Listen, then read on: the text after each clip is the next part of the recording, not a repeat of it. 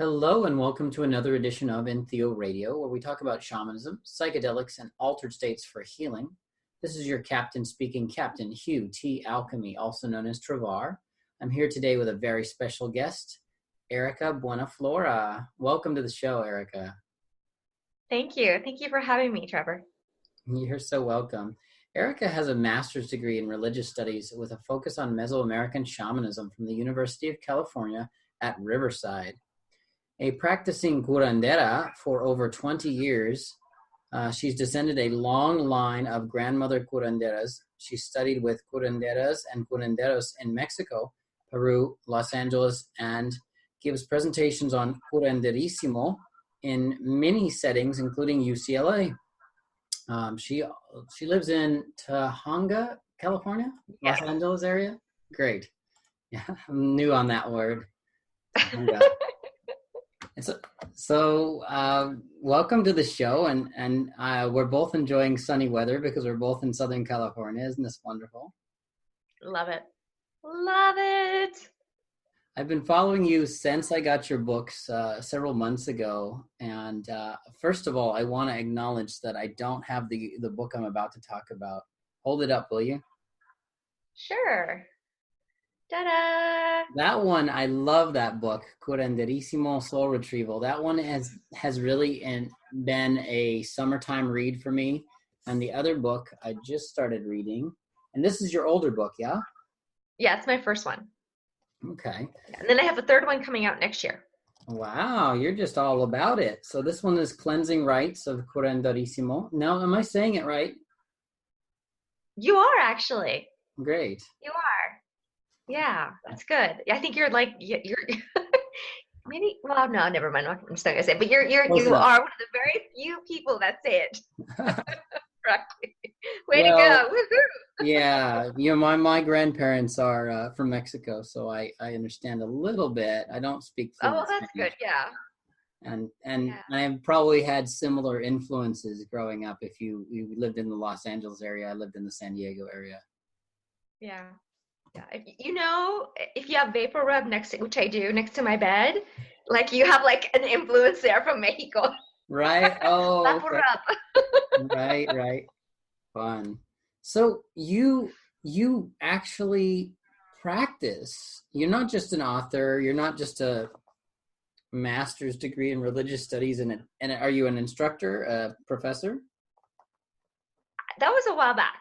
Well, I was in grad school. I was teaching, classes for undergrad level, but no, not anymore. And I get invited here and there to, do a guest speaking, but I do my own thing now as a curandera. Right. And I've seen you and your partner have invited people via Facebook. I'm part of your Facebook friends list, so I get invited periodically, and I'm like, I'm going to leave my little bubble of San Diego and get up there and experience something that you have to offer one day. Yeah, definitely. It'll be a lot of fun. It's a great vibe here. It really is. Everybody comes here like, I want to move here. Just a lot of mountains, and It's very green. It's very lush, very quiet, very peaceful. I wouldn't have thought Los Angeles would have that. Oh yeah. Really, really quiet. Really beautiful. Are you ready to take a time travel trip? Would you take us on a time travel journey? Yes, of course. Does that fit in the realm of curanderismo that you practice? Yes, it does. It does. Go back to your childhood and what you experienced that first initiated you into this path as a healer, and maybe speak to family and tradition. Sure. It was both something that was very intuitive that came from me as well, and it was also seeing my great grandmother, who she helped with cooking. She did divination work with cooking. And this is something that always stuck with me. She could flip a tortilla and tell you who was coming over, who was pregnant, what was going on, and I'd just be like, holy cow, how does she know these things? And a lot of my tias, they knew a lot about herbs, and it was like a little bit of the older generation. My grandmother, she actually went to nursing school. It started becoming like very much, and I was from Chihuahua, so even though the remnants were still there, it was in Chihuahua, in Chihuahua Juarez So it's northern Mexico. Yeah. So what happened is that this became very westernized very quickly. You know, it was like we had Halloween more than we celebrated El Dia de los Muertos. I think like my generation and maybe some younger generation were starting to bring back those traditions. But I would say like my mother's generation and maybe some grandparents there, they started becoming more westernized. So even though I was very much exposed to what herbs, you know, like what herbs were good to relieve headaches, digestion, they were really pretty basic. Mm-hmm. You know, it wasn't until much later on that I started getting more involved in deeper traditions. Nice. But it was still like, it was very much in my family. Like my great-great-grandmother was a very well-known curandera. My great-grandmother was also, but then it started becoming more Western. If that makes any sense, you know? So it was a shift. It was a shift. Beautiful. And so where was it? Was this in Los Angeles or are you in the Sonora different part of it? This is I basically grew up in Juarez for about the first 6 years of my life, which is in northern part of Mexico. It's very industrialized. And then about when it was like I went to El Paso for a little while after my father passed away, and then when I was 8 I came out to LA, and then I've been here ever since. But it wasn't the first years of my life, especially when I first came, you know, the first time we came to Hollywood, I remember I didn't speak any English, and one of the teachers was saying something, and I looked up, and I remember getting smacked on my back by a ruler. Oh. And that was like the first thing in my mind, like, holy cow, speaking Spanish, being Mexican. I started learning like culturally that at the time, speaking Spanish and being Mexican was not a good thing. Huh. So, you know, for the first years, like the very first critical years of my life, it was very much trying to assimilate. And then when I got to college, I had I had some really progressive Chicanic studies professors who really just started they opened my eyes to like a new world. And I started learning like, holy cow, my culture is really cool. You know, and these indigenous roots are just awesome. And it just started waking something, like just reviving something in me. You know, because I remember doing my first Limpia literally when I was 5 years old. My friend was hurt, so I had him lay down, and I was doing a Limpia, but I did it with a battery. Oh, Like I was very much, you know, I would go and I made actually cures for migraines. When I was 8 years old, I had a very good cure, you know, this like really like salt water with a lot of lemon.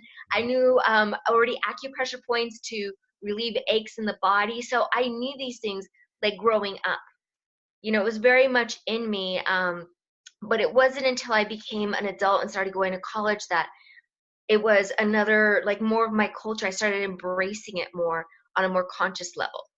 right. And yeah, and then during that time, it was very much, it was at a time where there was a lot of social justice issues going on, Yeah. especially at UCLA, because we didn't have a Chicanic studies department. So when I got there, it was 3 years after the hunger strike.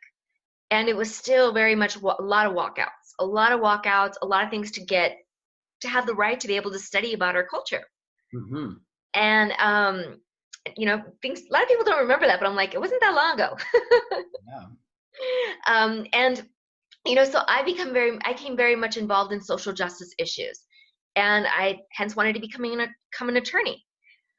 But during that time, yeah. So during that time, my second year in law school, I met my first mentors.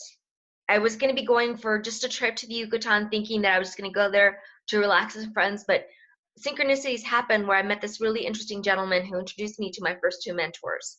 And ever since then, 4 years, about 7 years after that, every 4 months I was going down there to mentor with them, to study with them. And this was already me being as an attorney. So for a long time, I was living two lives. Yeah. You know, I was still a mentee, and I was still studying other kinds of healing practices and modalities here in LA when I would come back here. But I was going there quite frequently to continue my mentorship.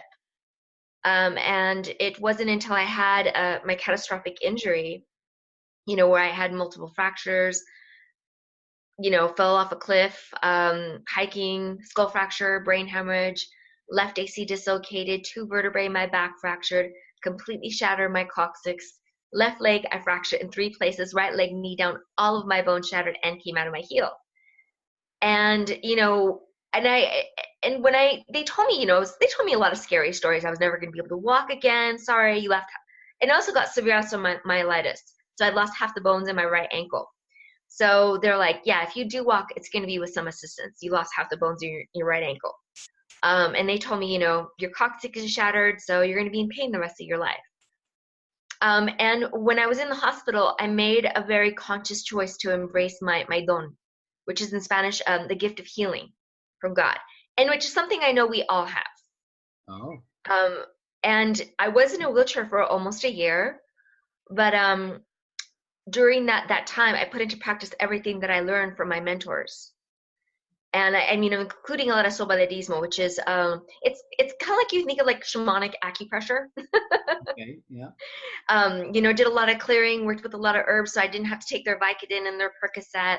I took a lot of alternatives, like with plant medicines, to help me to not so I wouldn't become addicted to all those pain medications that they were giving me, and could get off of them. And after not walking for almost a year, I walked with a completely normal gait in less than 2 weeks. So that was a time where it became, that was a very pivotal time for me to like, okay, you got my attention. Yeah. I'm listening.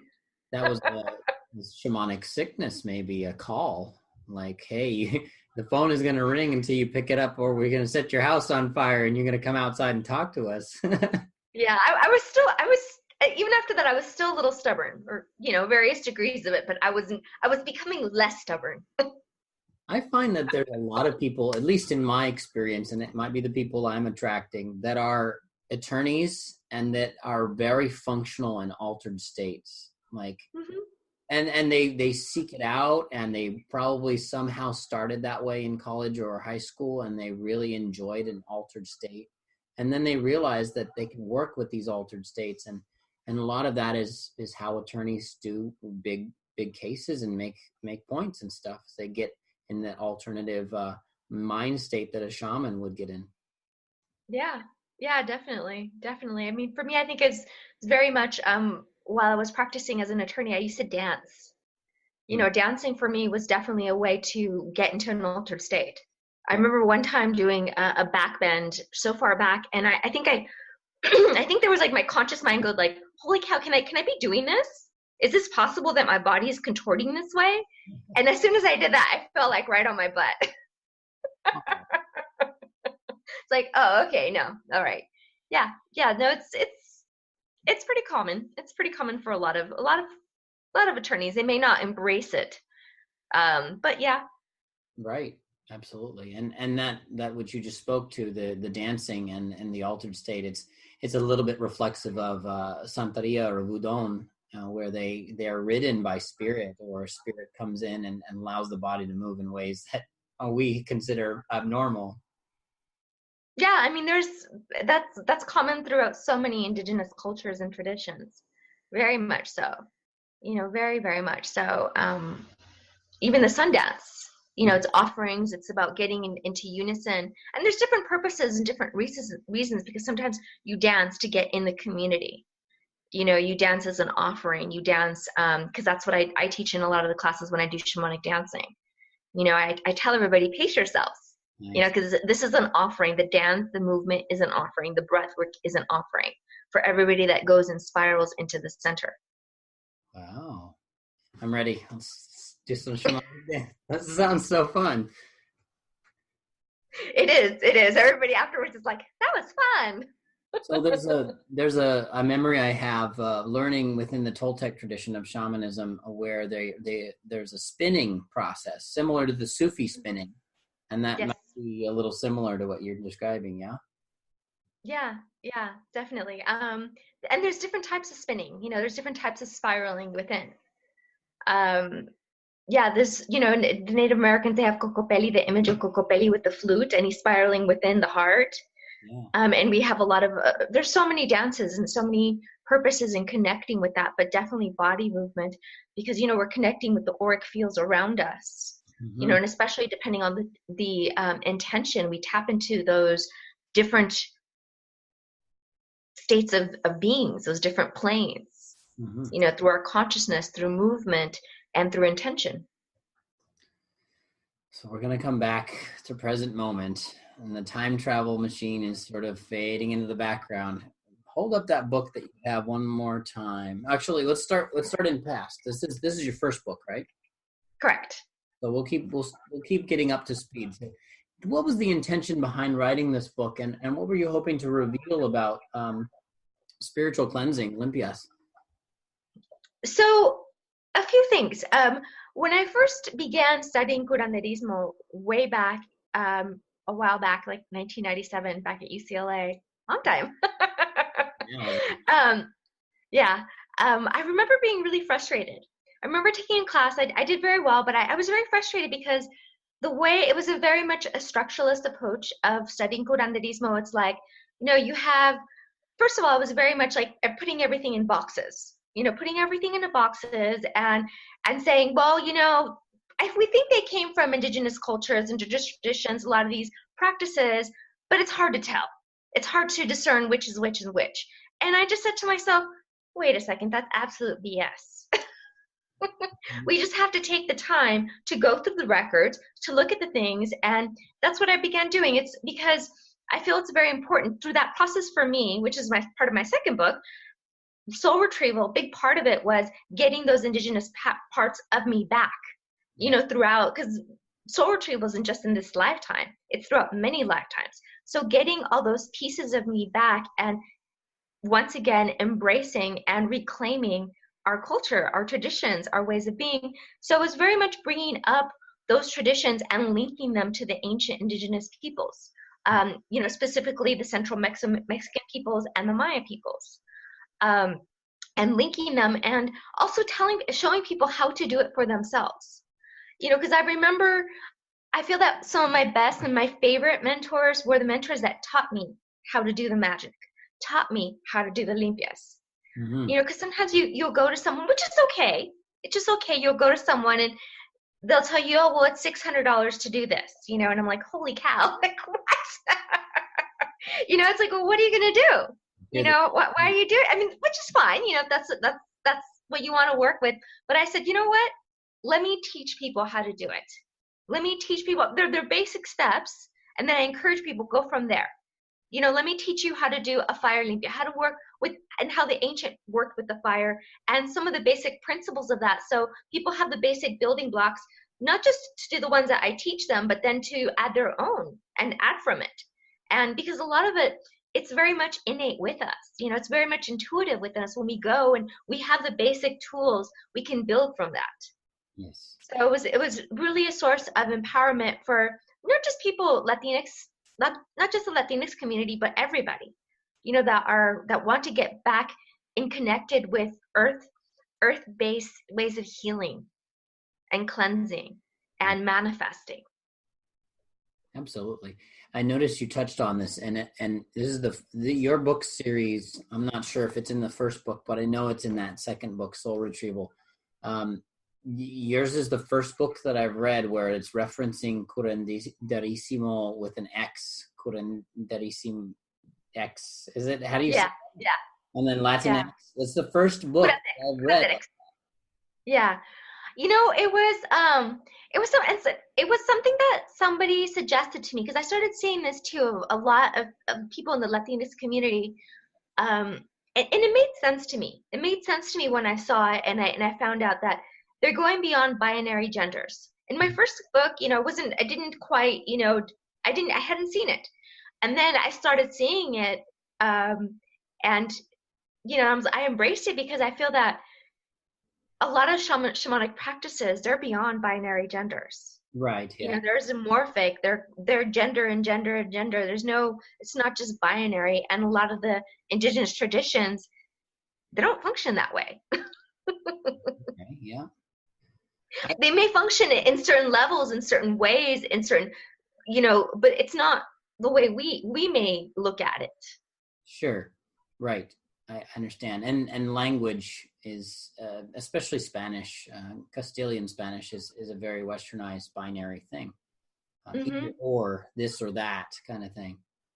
So if my grandmother, if my Mexican speaking grandmother is listening, Amalia, if she's listening, then for her, would you explain what it means when you say X at the end of something? It's basically understanding that it's a lot of people, and I see this too. There's one gentleman he's actually a really cool curandero in Izamal, where we do a lot of the retreats there, and he doesn't necessarily identify him as a woman. He cross dresses, he dresses, and he's not functioning in that world. It's someone who would not necessarily, and then when you're in trance state, you're not necessarily a woman. You're not necessarily just a man. You may be tapping into an animal guide. You may be tapping into various aspects of what maybe those genders entail, but you're not necessarily just that gender. So, and it's also leaving room for being more inclusive too, for people that, for the transgender community as well. Yeah. So for many reasons that I am leaning more towards using X rather than ASOS. Right. So there's a new thing for a lot of people, the older Spanish speakers, they're not understanding that yet. So I hope mi abuela, she gets it and stuff like that. Yeah. And then some people, yeah. One of my clients too, who does advertising and he's getting requests to do advertising to branch out to the Latinx community, and he has a very difficult time. He still says Latino, and I'm like, no, honey, come on. If you're going to be my client, it's Latinx, okay? Oh, fun. I mean, I'm kind of like trying not to take sides about this whole thing. And the language is ancient, and some of the languages have gender, and then our culture is really growing into a gender neutral space. I sense that, and like you said, yeah, I mean, it's experienced trans, yeah. So there's no gender in trans. It's one of those things that if somebody identifies themselves a certain way, you better believe I'm going to respect that. You know what I mean? And then we as people, as how we are, we also at the same time, if we have the power to express something and we have the means to do that, why not? Yes. Why not be more inclusive? But if someone doesn't want to be inclusive, I'm going to respect that. Right. You know what I mean? Yes. All right. So let's hear about some of your Limpia, La Limpia that you prefer, that you can just share with the audience that you think are appropriate for us, for people that haven't read your book, for beginners, people that, let's say, a lot of people on my listeners of my show, they talk about, they want to hear things talked about from a psychedelic perspective or an entheogenic perspective, using mostly herbs and fungi. But I think we have a good third of my listeners that are interested in ceremony and the traditional ways of doing things. So maybe you can speak more directly to something that's real basic. And then 2 episodes ago, we had the conversation with Itzhak Biri about the egg and using the egg to remove negative energy by rolling it across the body. Mm-hmm. We've talked about trago, where it's like an exhale of high proof alcohol over the body. Maybe you could give us something new. Anything new? New and old at the same time, right? But one very simple way and very, very powerful, very effective is to have a picture. For example, somebody just gave me recently an image of Maria Sabina, which worked with the Mazatec tradition, worked with hongos, mushrooms. And they said that because every time I sing a song, she's come to me that they see Maria Sabina, me shape-shifting into Maria Sabina. Cute. Like, cool. Wow. Cool. So one very cool way to do it is I have, and she's been coming to me a lot too, a lot. One way to do is to leave a candle, 7-day candle, and to do what's called the velación. And you can just do it with one candle and a glass of water next to it, and you write down in a piece of parchment paper with a pencil a request to connect, to open up. And also, after the candle is done burning, you can look at it to see, if it turns, if the glass turns foggy or murky, there's some blocks there. If it goes out, your magic, you gotta cleanse yourself. Yeah, it's like you gotta do something to cleanse yourself, like an egg limpia, or you do a baño, which is a spiritual bath, like a cleanse with a bath. But that's a very simple way of doing it, is to work with fire and water, because they both are considered portals. They are opening to portals to not just the spirit realm, but other realms, wherever they may be, next to an image. It's a very powerful way to open up and connect with our ancestors and get their wisdom and their medicine. Ooh, so that's why I have my Maria Sabina there. Very nice.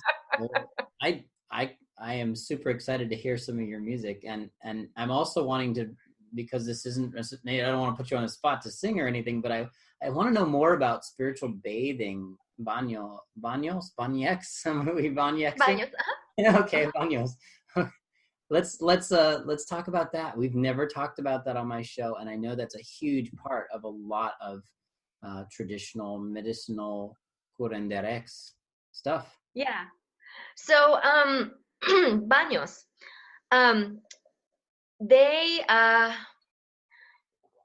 the best way to do it is you always approach this practice as being practical. You never want to make it too complicated, because the more complicated you make it, like, oh, I have to get this herb, I have to get that herb, it has to be dry, it has to be put in this, it has to be in the closet, it has to be underneath the bed. You don't do it. You may do it once. People don't do it afterwards. So that's first and foremost. Okay, that's always first and foremost. So go to the grocery store. Most grocery stores, they sell rosemary, sage, basil. If they have rue, usually the ethnic stores, they have rue. That's a really good one. Get all of them, or just a couple of them, or one of them. And you can either dry them. If you dry them, you don't need as much. But if you have them fresh, you can put them in in a coffee maker or a tea maker, where you normally would put the coffee grounds. You just scrunch them up so you can get the oil out of the herbs if they're fresh. If they're dry, you just kind of just smush them a little bit. And then you put it in there. You just completely stuff it, where you would put the coffee grounds or the tea. And then you fill it up. So it fills up the way. For example, if it's a 12-cup top coffee maker, then you have that and you put that into the tea, into the tub. Okay. And you do that about 6 or 7 times. That's why you have a very concentrated blend inside your tub. Okay. And you would also couple it with 2 cups of Epsom salt, just to help to detox the body as well. Nice. That is a very effective way. When people ask me sometimes, like if they have attachments, like astral entities, or just they feel like their energy is down, I tell them to do baños.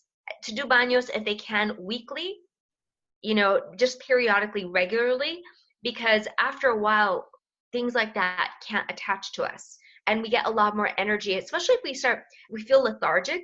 Baños are the way to go. Okay. It takes a little bit of time to prepare it, but it's very well worth it. Oh, and then about roses. Do people bathe the roses and flowers and stuff? Yes. Roses.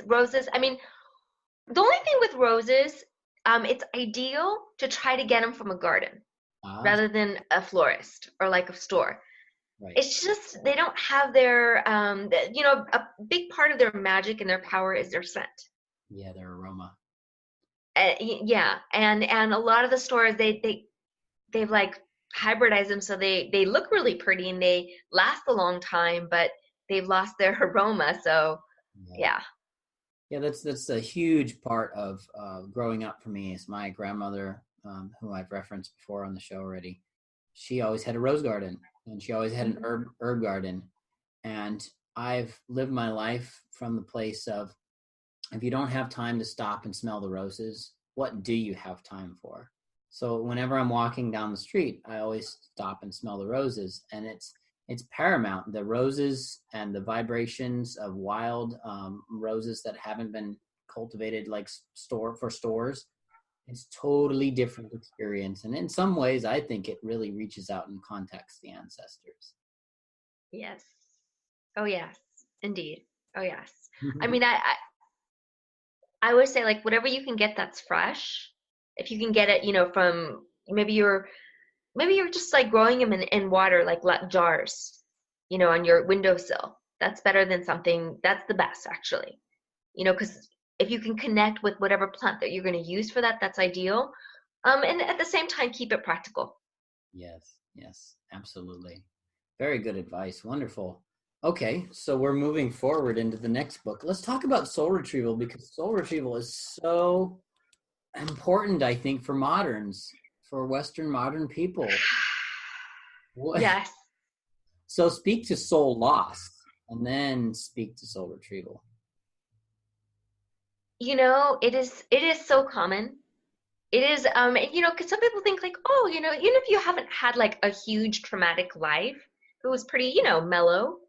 Little things happen through us, sometimes big things happen through us throughout the years. Maybe we hear something that really hurt us as a child, and a part of us leaves. And what ends up happening is that a lot of times people feel maybe like something is missing. They're depressed, but they don't know why they're depressed. They know something's missing. They know something's wrong, or it manifests in some kind of other physical illness. It manifests in recurring patterns, in relationships, whether it be work or romantic or friendships. It just until we until we're able to address what we need to do, make ourselves aware to heal those parts of us and reclaim those parts of us. And the soul retrieval, the approach that I was taught in this, because it's a little bit different. And I think there was a bit of a paradigm shift that even reached out into Mexico. And one of my mentors, because I had two sets of mentors, my second set of mentors, and all of them were wonderful, by the way. I'm very grateful for all of them. They were absolutely wonderful.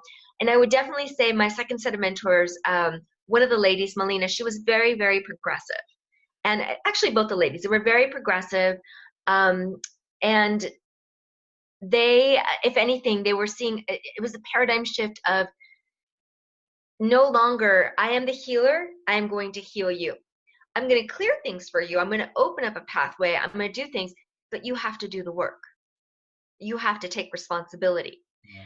So it's a shift, because when I first learned soul retrieval, which was back in like approximately 2002, I did a session with somebody, and I saw some things that they didn't share with me, and it was their daughter was being molested, and the daughter came to her and told her what was going on, and the mother, my client, didn't ask the man to leave the house.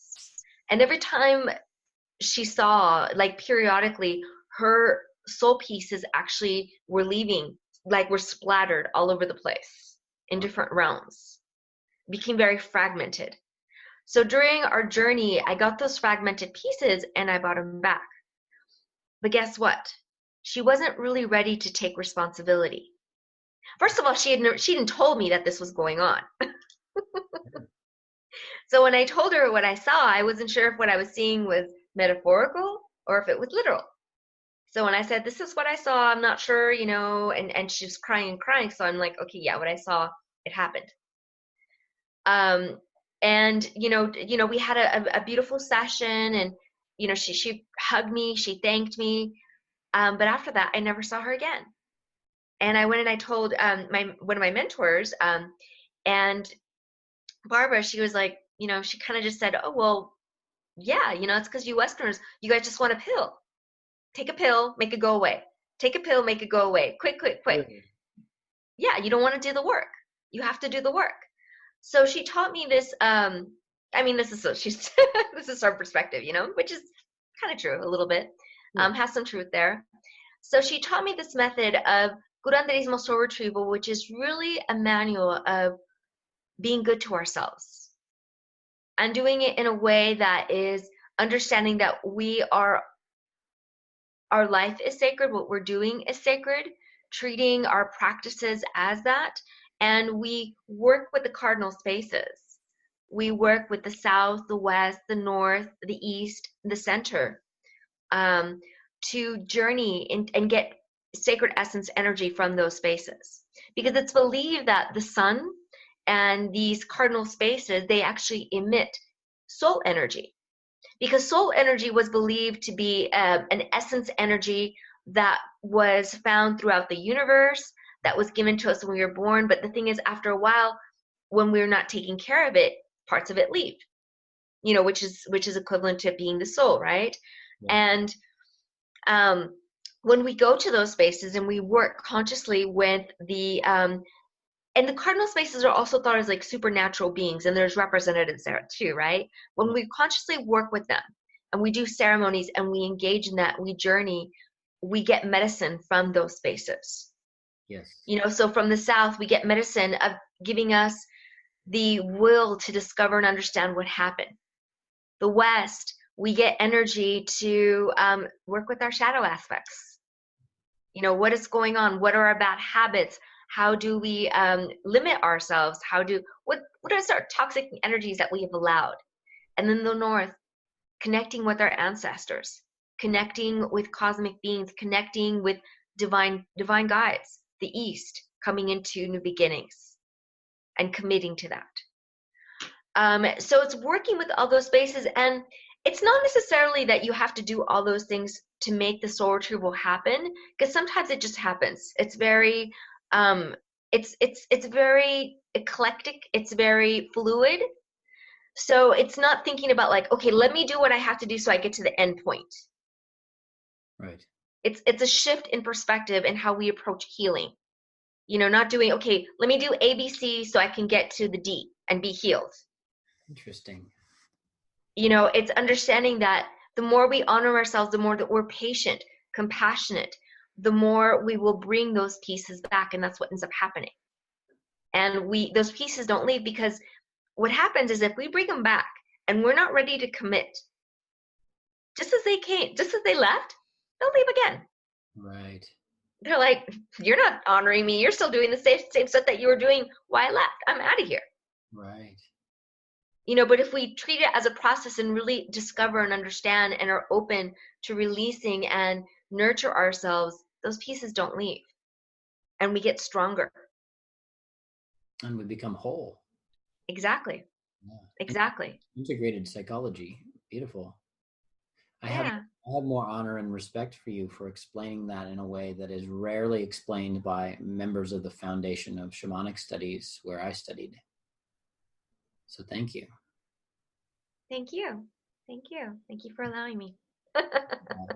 So I know you're up to stuff, not just because I watch your Facebook, but because the interview about you is up to stuff. And you got this new book that's coming out, and I highly, highly recommend the book that you have on your desk. It's somewhere around here. I can't find it today.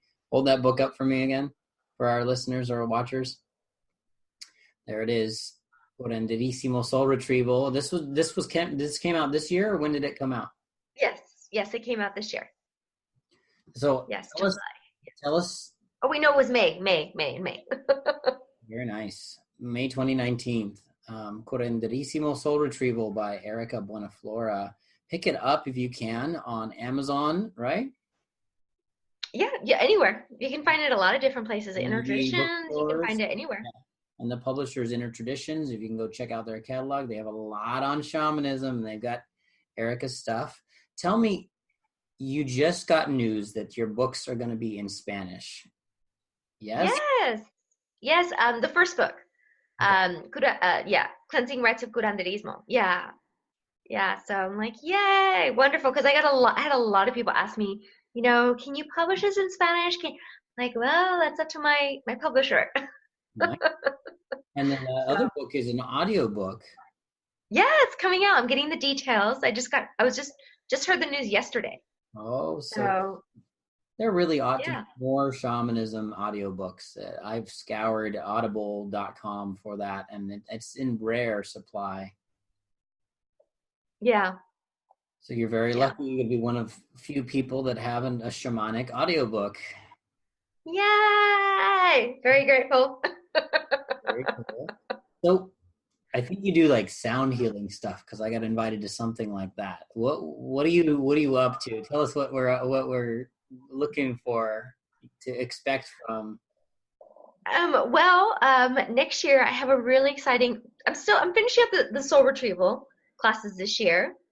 Mhm. You know, we journey into the different underworlds. We go into the different cardinal spaces. I basically teach people and I show people we journey into these spaces. But next year, I have a very exciting, and they're all exciting, but I have one that I'm really excited about. Shamanic dream work. Oh, Yeah, this is like one of yeah, my favorite topics this year. yeah. So Can you it was reveal? just like, yeah, it's a shamanic dream work class. It's we're going to go through various aspects of how to understand, to tap into, because it's really understanding who we are, our subconscious and our unconscious, and understanding that communication and being more of an exploration of ourselves. Absolutely. And it's really simple. It's really simple because some people tell me like, oh, I don't remember my dreams, but then when I show them very simple ways of how to do it, eventually we start learning not just the fact that we dream many times a night, Yeah. but that sometimes in one dream we dream in multidimensional too. Okay. It's that's the other side of things. Oh, you're You saying know, dream becomes another dream because it's part of the first dream, maybe? it could be, yes. I mean that's I mean, just this is our reality. It's quantum, right? Because I Yes. remember one time, it's very very it was very main to me, very clear to me in a few dreams, because we've done ceremonies in dreams, right? When we're doing dream work Yes. and working with different tools to do this too. There's one that I'm doing on medicine bundles to work with dreams, to actually activate medicine bundles to sleep with, so you can actually journey into different places and tap into those dream realms. Um, I'm a little nervous. This is like yeah, we're going deep inside of the universe, inside of ourselves, that infinite space place. And we totally. yeah, but we do a lot of sound though.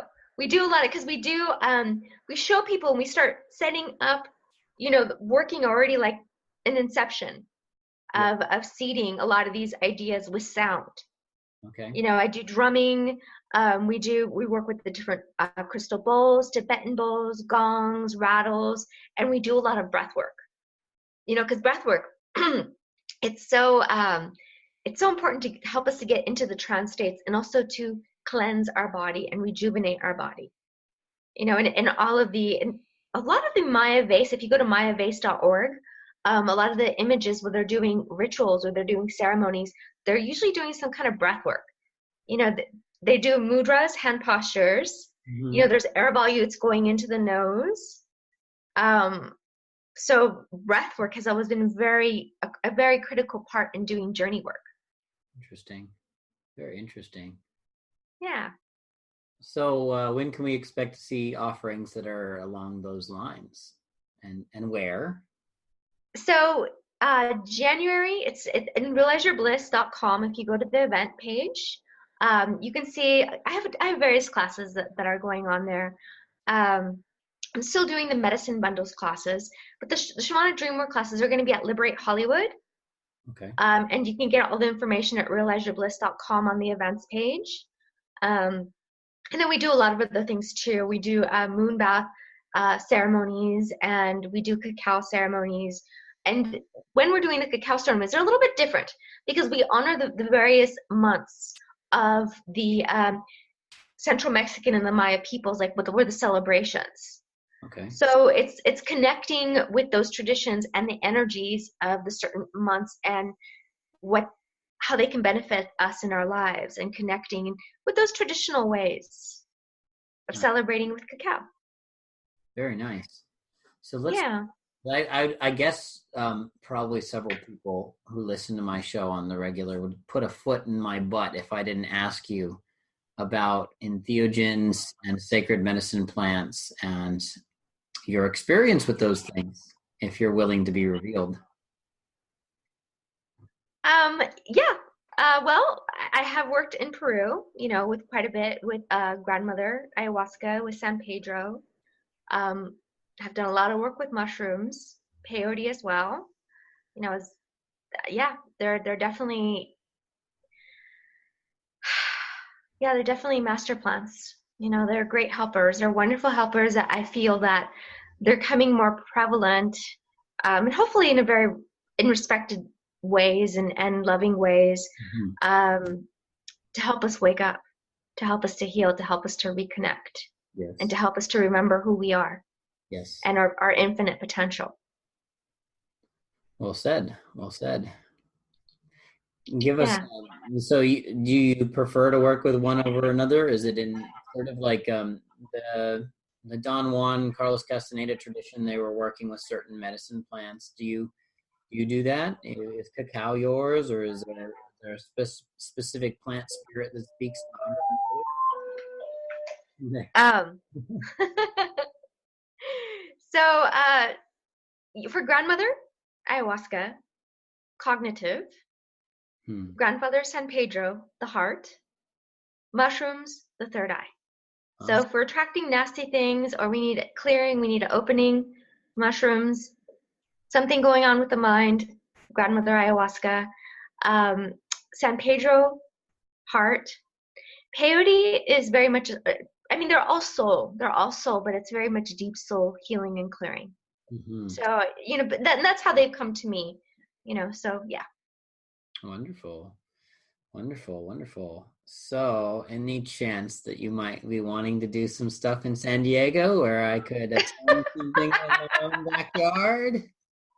Oh, did you know I was going to ask that? If you're watching this video, I know it's a podcast. There's a video on YouTube, EntheoRadio, and you can see this smiling, happy, shiny teeth girl laughing hard throughout this whole interview. And I think that's a really great sign of her spiritual clarity, the laughter. Thank you. Definitely a laughing shaman. Oh, so come on down to Southern California and I will find you a venue, and we would love to experience some of your dreaming and musical practices as well as your ceremonial work. Beautiful. In the meantime, we have to be up in LA and Hollywood. And when's your next event? You have it on the calendar yet? Yes. Oh, yes. I have all my calendar's out to February right now. So if you go on the website, you can see events happening all from now until February. So check them out. It's Follow Your Bliss? Realize Your Bliss. Realize. All right. Realize Your Bliss. Checking it out. And then in the meantime, is there a erikabuenaflor.com, or is this the entirety of your web presence? That's my web presence, yeah. Okay. And then we can find, look, it's super smiley all the time. There's a smiling picture of you in the trees here. Yeah.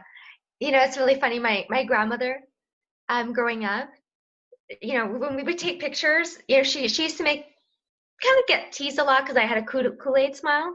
And, my grandmother would be like, Mija, don't smile so much.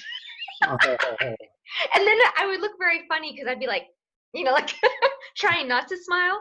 But I'm like, no, I just accepted it. I'm like, no, this is who I am. I can't do I'm so sexy it hurts smile. It's just not me. Oh, yeah. Oh, it's good. The laughter is such good medicine. And it's contagious. And then that's a vibration kind of contagion. So where are we? I'm looking at November. You have something coming up on the 21st. And even tomorrow, I think you got something coming on. No, wait. Saturday. So you have a soul retrieval workshop on Saturday. And is that still open, or did you sell out? We are sold out for that one. Amazing. Yeah. See? Yeah. People like you. Yeah, thank you. And then there's a cacao ceremony and sound bath next Wednesday night on the 21st. Next Thursday. Oh, man. This calendar's throwing me. Okay, it starts on a Monday, not a Sunday. I see. But yeah, you can go to realizeyourbliss.com if you're listening to this podcast, and you can check out events. And you got events put on in, I believe, mostly Southern California by this lovely lady you're listening to, Erika Buenaflor. And maybe she'll accept you amongst her friends on Facebook. Do you have enough room for new friends on Facebook? A lot of people I don't. think so, yeah. I don't know what the limit is, but I think I do. You got friends on Facebook, and anywhere else we can find you, maybe? Instagram. Yeah. Yeah, Erika.Buenaflor, Curandera. Okay. Yeah. Very cool. Very cool. Wow, your calendar is all the way out. We got the medicine bundles towards the end of December. Are you doing anything special for the holidays? Yeah, editing my third book. Very nice. Very nice. Yeah. The third book is coming out in July of 2020. Sacred Energies of the Sun and Moon. Wow, I'm excited. This is going to be a conversation between me and the publisher to get one of those books as soon as possible. Can you hurry up and finish that? So if a person, a listener, a friend who wanted to attend one of your cacao ceremonies, what can they expect out of that? And that's our final question for the day. What do people expect out of that? That we honor the spirit of the cacao, the cinnamon, the vanilla beans, the water, the honey, the flowers, and the bees that came. We learn a little bit about their gifts, and we begin to integrate the plant medicines into our body and start recognizing their spirits. And then we also learn about these ancient traditions and what they did during these different months. You know, they had a lot of beautiful traditions in these months, and we celebrate them.